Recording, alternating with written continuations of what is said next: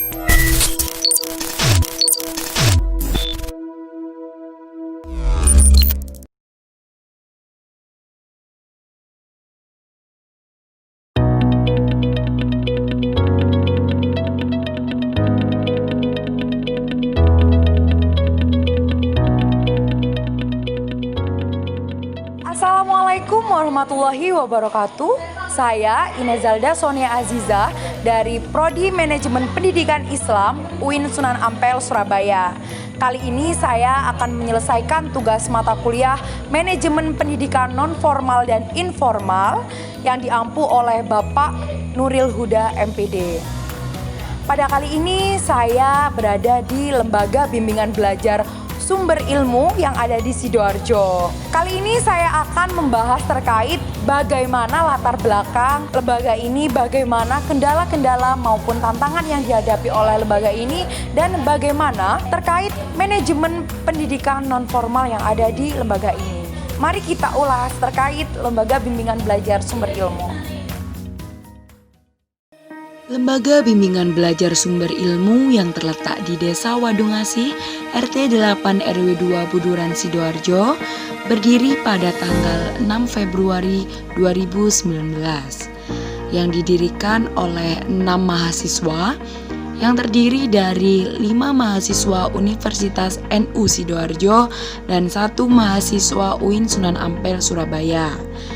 Di dalam Lembaga Bimbingan Belajar Sumber Ilmu ini terbagi menjadi 4 kelas. Kelas pertama yakni kelas bermain, terdiri dari playgroup hingga TKB. Yang kedua kelas rendah yang terdiri dari kelas 1 SD hingga kelas 3 SD. Yang ketiga terdiri dari kelas tinggi, yakni kelas 4 SD hingga kelas 6 SD.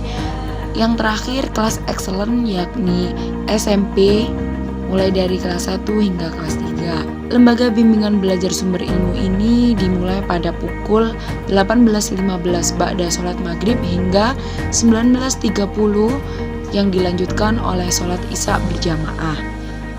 Di dalam Lembaga Bimbingan Sumber Ilmu ini juga mengadakan agenda have fun, di mana bermain sambil belajar. Di antaranya bernyanyi bersama, menghafalkan rukun iman, rukun Islam, dan membuat gerabah dari tanah liat. Manfaat adanya LBB ini adalah bentuk sebuah apresiasi peserta didik dalam semangat belajar dan mengembangkan kapasitas dirinya, di mana mayoritas di lingkungan di daerah LBB tersebut orang tua mereka banyak pekerja semua, sehingga butuh perhatian lebih dalam belajarnya. Lembaga Bimbingan Belajar Sumber Ilmu ini pertama didirikan dengan sistem berbasis sosial, hanya dengan kalian berjalan seikhlasnya. Lambat laun, para wali murid yang berinisiatif untuk mengadakan SPP setiap bulan dengan nilai 50.000 per bulan. Dan sampai saat ini ada kurang lebih 30 siswa yang masuk dalam LBB ini. Ya, sekarang saya sedang berada di Lembaga Bimbingan Sumber Ilmu. Tentunya sekarang di samping saya sudah ada nih salah satu pengelola dari Lembaga Bimbingan Belajar Sumber Ilmu. Selamat malam Mbak Wilda. Nah, boleh dikenalkan secara singkat saja siapa sih Mbak Wilda itu gitu. Jadi biar kita semua itu lebih mengetahui terkait Lembaga Bimbingan Belajar Sumber Ilmu ini. Baik. Saya Wilda Laluf Arifin, kebetulan saya sebagai koordinator LBB Sumber Ilmu, di mana saya yang mengkoordinatori semua teman-teman pengajar yang berada di LBB Sumber Ilmu, Mbak Ines. Gitu ya. Kalau boleh tahu Mbaknya ini mahasiswa atau tidak? Maksudnya Mbaknya ini dari lembaga mana atau sebagai apa gitu? Kebetulan saya di sini kuliah di Universitas NU Sidoarjo dan kebetulan saya berada di jurusan pendidikan, makanya saya bergelut di dunia pendidikan sekarang. Jurusan saya PGSD, seperti itu, Mbak Ines. Baik, tentunya kali ini saya mau lebih membahas terkait kendala dan tantangan yang dihadapi terkait Lembaga Bimbingan Belajar Sumber Ilmu ini. Seperti itu. Bagaimana, Mbak? Baik Mbak Ines, seperti Mbak Ines ketahui sendiri bahwasanya pengajar yang ada di LBB Sumber Ilmu ini adalah notabene semuanya mahasiswa. Jadi kendalanya di situ, kebanyakan teman-teman pengajar ini belum ada yang tetap. Jadi masih keluar masuk gitu. Karena memang latar belakangnya berdirinya LBB Sumber Ilmu ini adalah mewadahi teman-teman mahasiswa Fakultas Keguruan Ilmu Pendidikan di Unusida untuk bisa mengimplementasikan ilmunya sebelum terjun ke instansi. Tapi kita nggak bisa menggenggam erat mereka karena memang kita masih masa-masa mahasiswa dan mencari ilmu di mana-mana. Jadi saya tidak bisa kamu harus di sini, nggak bisa. Jadi kalau mau datang ke sini silahkan. Tapi itu menjadi tantangan juga buat LBB Sumber Ilmu karena semakin berkurangnya pengajar juga akan mempengaruhi anak-anak untuk intens belajarnya, seperti itu kendalanya.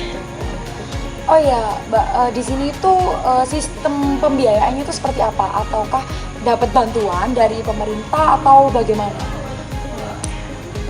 Kalau bantuan dari pemerintah awalnya belum sih, Mbak. Pertama kita berdirinya LBB ini kita tuh sistemnya itu hanya kaleng berjalan seperti itu. Jadi memang kita itu niatnya sosial. Tapi seiring berjalannya waktu, para wali murid itu akhirnya berinisiatif untuk Mbak pakai SPP aja gitu. Karena mungkin beliau melihatnya pengajarnya memang dari jauh. Ada yang dari Porong, ada dari Wonoayu. Karena memang kita nggak menutup hanya dari daerah sini-sini aja, karena memang mahasiswa di Unusida juga dari berbagai macam desa gitu. Ya menarik sekali ya Mbak, maksudnya apalagi dalam kondisi yang seperti ini, di mana mahasiswa itu pasti kan butuh ya pemasukan kan. Nah ini adalah salah satu ya menurut saya sebagai apa ya, salah satu pemasukan untuk mahasiswa gitu ya Mbak. Baik Mbak, mungkin menurut Mbaknya ini apa sih kelebihan dari lembaga bimbingan sumber belajar ini? Jadi gini, di LBB Sumber Ilmu ini ada ciri khasnya Mbak Ines. Jadi kita membedakan dari lembaga-lembaga yang lain. Karena memang yang saya ketahui selama ini tidak ada lembaga bimbingan yang setelah mengajar itu ada sholat berjamaah gitu. Entah mungkin ada tapi saya nggak mengetahui, tapi itu yang menjadi ciri khas kami seperti itu. Jadi memang kita kuat di karakter, kuat di spiritualnya, seperti itu sih. Oh gitu ya Mbak. Baik, mungkin itu saja yang akan saya ulas terkait latar belakang dan profilnya, nanti saya ulas di selanjutnya. Baik, terima kasih ya Mbak, selamat malam. Terima kasih, selamat malam.